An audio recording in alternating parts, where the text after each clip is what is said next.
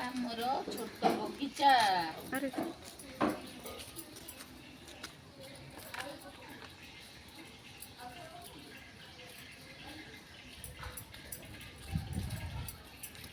କଣ କରୁଛ? ଆଜି ଆମେ ଗଛ ଲଗାଉଛୁ। ଆମେ କାଲି ଆଣିଥିଲୁ ନର୍ସରୀରୁ।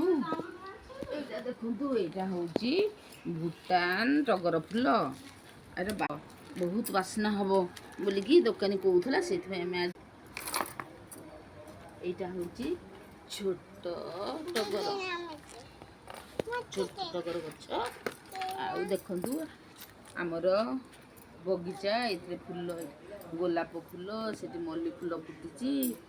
ଆଉ ଆପଣମାନେ ବି ଗଛ ଲଗାନ୍ତୁ ଆଉ ଆନନ୍ଦ ନିଅନ୍ତୁ।